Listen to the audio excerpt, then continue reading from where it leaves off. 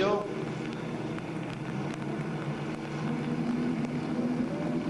Alors, le départ à 3 secondes 2.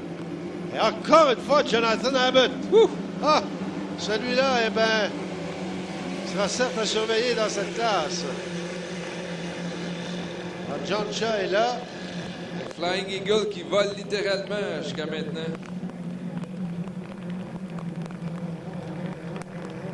Et Shaw quand même Oh, oui, très près en deuxième position. Shaw qui tient tête en troisième place. Et là, presque côte à côte, on trouve Alexis Weber. Voilà, et qui remonte, là. Est-ce qu'il va jouer au chat et à la souris? Nous autres, on se fait arroser de belle façon. Et regardez pour la troisième, là, il y a 4 bateaux qui sont dans un peloton. Ça va être très serré pour la troisième position. Kevin Smith, Alexis Weber, Mathieu Lemelin et Jean-Sébastien Boyer. Là, la lutte, eh ben, c'est Jonathan Abbott qui tient bon sur Shaw. Là, derrière, eh ben, ça se bagarre terriblement. Kevin Smith, mais il est loin à l'extérieur. Alexis Weber, elle est très près de la ligne intérieure. Et dans le centre, on retrouve Mathieu Lemelin. Mathieu Lemelin qui remonte Alexis Weber. Et là, qu'il est très, très loin. Et l'autre, Kevin Smith, ce serait difficile pour lui là, de garder une vitesse. Abbott, je pense qu'il vient de réussir à distancer passablement John Shaw.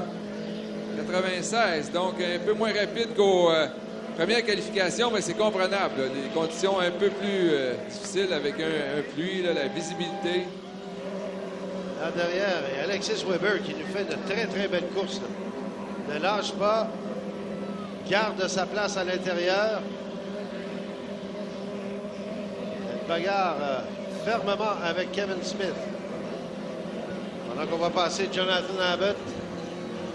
Celui-là, pas trop de difficultés. John Shaw qui, sans doute, quand même, un deuxième tour à 98,5. Donc, 2 km/h plus rapide là, pour Jonathan Abbott. Et la bagarre se poursuit avec Kevin Smith et Alexis Weber. Alors, on peut dire que Jonathan Abbott n'est pas venu ici pour faire la carnaval. Réellement... Il fait la pluie et le beau temps. Oui.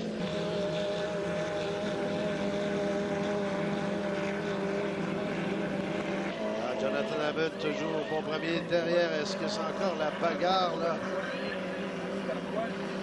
Avec Alexis Weber qui de plus en plus creuse l'écart sur Kevin Smith.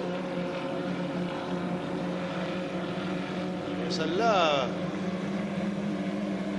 va très bien faire.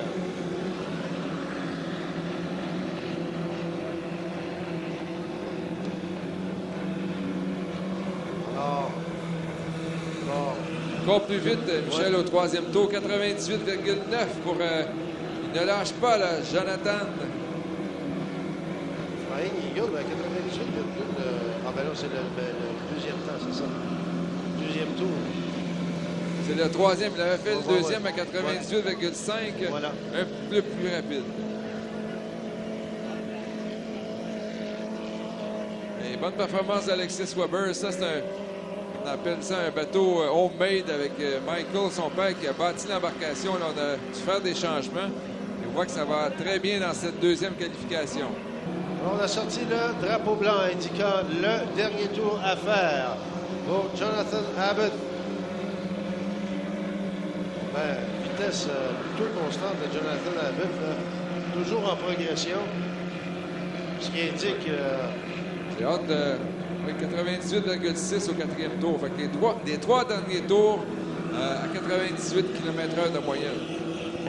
Et j'ai hâte de voir la première fois qu'on verra Jonathan Abbott être confronté à Brendan Kennedy. Oui, effectivement. Alors, Alexis Weber qui visiblement va s'en aller vers une troisième place bien méritée, sauf catastrophe, bien sûr. John Shaw qui, lui, s'assure pratiquement de la deuxième place. On va sortir le drapeau à damier alors que Jean-Sébastien Boyer va compléter son dernier tour. Voilà, c'est fait. Le drapeau est sorti. Deuxième, première place en qualification pour Jonathan Abbott.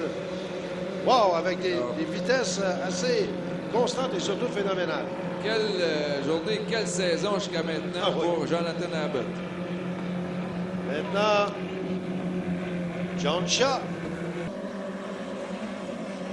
qui possède la deuxième place. Et ce sera en troisième, Alexis Weber.